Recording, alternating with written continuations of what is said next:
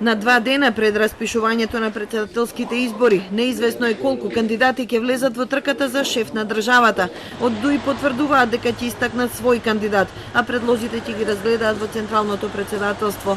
Во интервју за МТВ, лидерот Ахмети вели дека опцијата консензуален кандидат со СДСМ се уште е отворена, но тоа се прави со договор за реципроцитет, а не на партиски конгрес.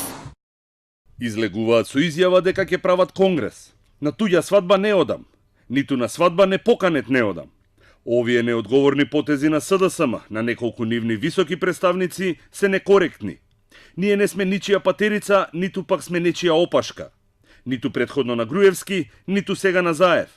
Направивме длабока анализа и решивме да излеземе со наш кандидат. СДСМ не сака да ја коментира изјавата на Ахмети. Пред 2 дена упатија отворен повик за само кандидирање за претседателски кандидат, а одлуката ќе се носи на Конгрес на 3 март. Постапката за кандидирање за утврдување на кандидат за претседател на Република Македонија е во тек. Конгресот е закажан на 3 март, каде што во една транспарентна демократска атмосфера ќе го избереме идниот претседател на државата.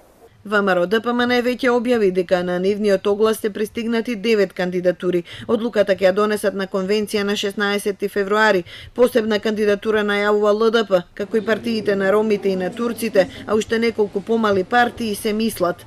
Во ДИК се подготвени за претседателски избори, па и за парламентарни, ако партиите се договорат. Претседателските избори кои што ќе се одржат оваа година се редовни избори. Ние за нив веќе имаме изготвено и детален оперативен план, како и усвоени се најголем број од подзаконските акти кои што се потребни за спроведување на тие избори.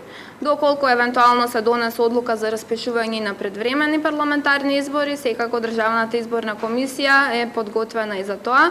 Доколку изборите се распишат задутре на 8 февруари, по 15 дена ќе почне увидот во избирачкиот список. Неколку илјади граѓани може да ги снема од него доколку не си ги подигнат веќе изработените лични документи.